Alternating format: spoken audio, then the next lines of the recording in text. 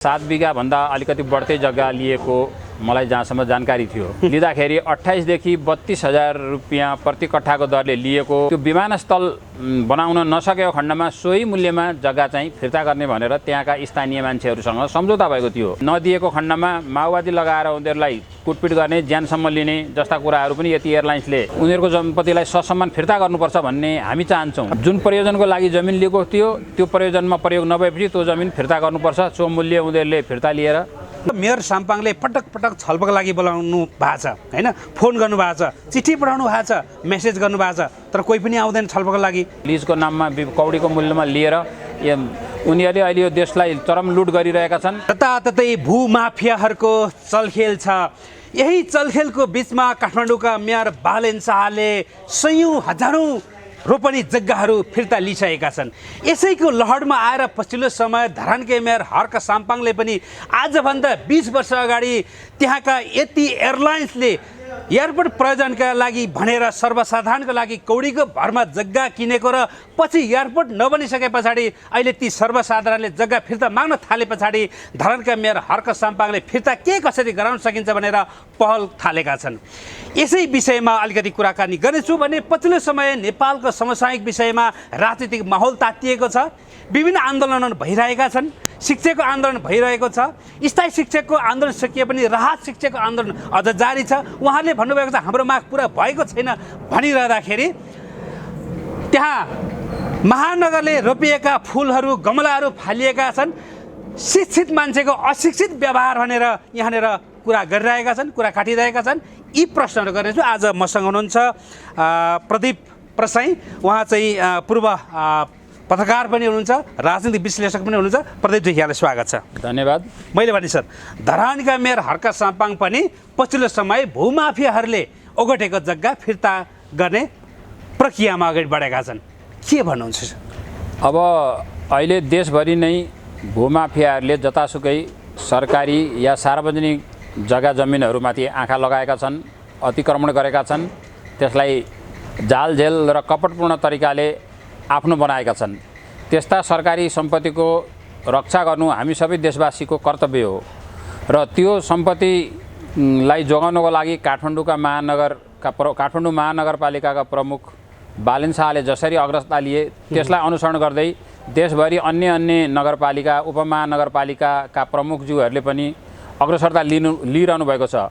यसै क्रममा अब धरानका मेयर साङपाङजीले पनि जुन सार्वजनिक जमिनहरूको संरक्षण र सम्वर्धनमा लागिराख्नु भएको छ त्यो पक्कै निश्चय पनि एउटा खुसीको कुरा हो र त्यस्तो कार्यमा हामी सबै लाग्नुपर्छ। र अब त्यो जग्गा फिर्ता हुन्छ त?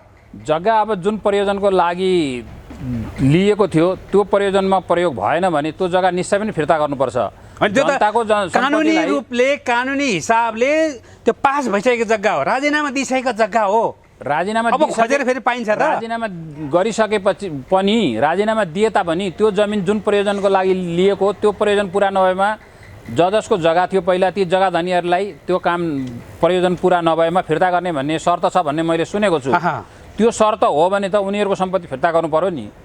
जस्तो त्यस्तो शर्त रहेछ, त्यस्तो शर्त छ भन्ने सुनेको छु। अब त्यो बारेमा त अब त्यहीँकामा विज्ञहरूलाई थाहा होला, त्यहाँका नगरपालिकालाईमा थाहा होला, त्यहाँका अब मालपोत कार्यालय नापीहरूमा पनि सबै अभिलेखहरू होला। तर मैले सुनेसम्म पहिला जमिन लिँदाखेरि धरानको विकास हुन्छ, एयरपोर्ट बन्छ, अनि त्यो ठुलो जमिन लिँदाखेरि एयरपोर्ट बनाउने भनेर विभिन्न तरिकाले त्यो जमिन लिएको थियो जनतालाई विकासको आशा देखाएर। अनि त्यो अहिले एयरपोर्ट बनेन भने उहाँहरूले त्यो जग्गा लिँदाखेरि यदि एयरपोर्ट नबनेमा लिएकै मूल्यमा जग्गा फिर्ता गर्ने भन्ने कागजपत्र या कुनै बोन्ड पेपरहरू बनाएको छ भन्ने सुनेको छु।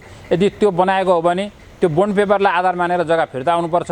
अन्यथा जे प्रयोजनको लागि जमिन लिएको त्यो प्रयोजनमा लगाइनुपर्छ र त्यसरी पब्लिकको जग्गा चाहिँ पब्लिकको निजी सम्पत्ति चाहिँ जस्तो तपाईँको एक्विजिसन गर्दाखेरि अधिग्रहण गर्दाखेरि तपाईँको जुन प्रयोजनको लागि भनेर लिएको छ त्यो गरिँदैन भने त फिर्ता गर्नु पर्यो नि। जस्तै त्यहाँनिर धरानको डाँडा घोपामा जग्गा लिएको एयरपोर्ट प्रयोजनका लागि भनिएको छ, कति लिएको रहेछ, कोसँग लिएको रहेछ, खास कसले लिएको रहेछ त्यो चाहिँ? अब यति इन्कर्पोरेटको नामको संस्था खडा गरेर यति एयरलाइन्स समूहले तपाईँको त्यति बेला त्यहाँ 7 बिघा भन्दा अलिकति बढ्दै जग्गा लिएको मलाई जहाँसम्म जानकारी थियो। र त्यो जग्गा चाहिँ लिँदाखेरि 28 देखि 32,000 रुपियाँ प्रति कट्ठाको दरले लिएको र त्यहाँ विमानस्थल बनाउने, त्यो विमानस्थल बनाउन नसकेको खण्डमा सोही मूल्यमा जग्गा चाहिँ फिर्ता गर्ने भनेर त्यहाँका स्थानीय मान्छेहरूसँग सम्झौता भएको थियो।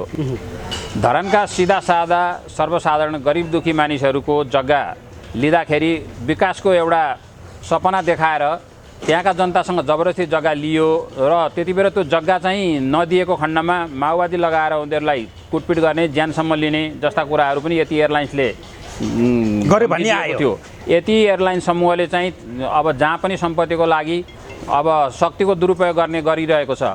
त्यति बेला माओवादीको धम्की दिएको थियो, जति बेला माओवादीको नाममा सबै नागरिकहरू डराउँदथे। पछि उनले खड्ग ओलीको साथ लिएर खड्ग ओलीलाई आफ्नो उसमा शक्ति केन्द्र ब्याकअपको रूपमा राखेर पनि जहाँसुकै देशभरिका सम्पत्ति, राष्ट्रिय सम्पत्तिहरूलाई कब्जा गर्ने काम गरिरहेका थिए। अहिले त्यो अलिकति सरकार परिवर्तन भएपछि मत्तर भएको छ र 28 देखि 32,000 दरले त्यो जग्गा लिएर अहिले चाहिँ त्यो जग्गा 80 लाखभन्दा माथिको मूल्यमा बेच्नलाई खोजिरहेछन्। त्यसको लागि उनले एकजना धरानतिरकै एकजना जग्गा दलाल या यति इन्कर्पोरेटका रिप्रेजेन्ट बनेर अशोक अग्रवाल नामको मारवाडीले अहिले त्यो काम गरिरहेको भन्ने कुरा जानकारीमा आएको छ। अब धरानका जनताले, धरानका जनप्रतिनिधिहरूले सर्वसाधारण जनतालाई त्यसरी झुक्क्याएर जग्गा लिनेहरूलाई के कस्तो कारबाही गर्छन् अब हामीले बाहिरबाट हेरिरहेका छौँ। धरानका सर्वसाधारण जनताहरूको सम्पत्ति त्यसरी जबरजस्ती लिएर त्यो प्रयोजनमा पुरा हुँदैन भने उनीहरूको सम्पत्तिलाई ससम्मान फिर्ता गर्नुपर्छ भन्ने हामी चाहन्छौँ। त्यो जस्तै यति इन्कर्पोरेट संस्थाको नाममा मात्र होइन, त्यो व्यक्तिको नाममा पनि जग्गा त पास गरिएको रहेछ नि त, सर्वसाधारणबाट लिएको छ होइन। तपाईँको कुन्दन शमशेर जबराको नाममा पनि केही जमिन पास गरिएको भन्ने सुनेको छ। तर उहाँको त अहिले मृत्यु भइसकेको रहेछ। अब जुन प्रयोजनको लागि जमिन लिएको थियो त्यो प्रयोजनमा प्रयोग नभएपछि त्यो जमिन फिर्ता गर्नुपर्छ। सो मूल्य उनीहरूले फिर्ता लिएर अब त्यो गर्नुपर्छ। त्यसको लागि नगरपालिकाले भनौँ, अब जनप्रतिनिधि भनौँ, जनप्रिय जनप्रतिनिधि हाम्रो हर्क साङपाङजीले त्यसमा भूमिका खेल्नुहुन्छ भन्ने हामीलाई विश्वास छ। त्यस्तो अहिले मेयर हर्क साङपाङले यो भूमिका त खेलिरहनु भएको छ, तर तत्कालीन अवस्थाको मेयरले कसरी त्यो जग्गा चाहिँ उहाँहरूसँग समन्वय गर्नुभयो होइन, के हिसाबले? अब उहाँको भूमिका के रहन्छ त? अब सर्वसाधारण जनता त ठगिए त्यहाँनिर। तत्कालीन मेयर मनोज मेयाङबो हुनुहुन्थ्यो क्यार सायद त्यो बेला। मनोज मेयाङबोले त्यति बेला यति इन्कर्पोरेट भनौँ या आङछिरिङहरूसँग व्यक्तिगत सम्बन्धमा आएर, प्रभावमा आएर या व्यक्तिगत लाभ लिएर उहाँले त्यो जग्गा चाहिँ पब्लिकबाट फुस्काउनलाई योगदान दिएको भन्ने कुरा अहिले पब्लिकहरू बिच चर्चा छ। हामीले पनि सुनेको त्यही हो।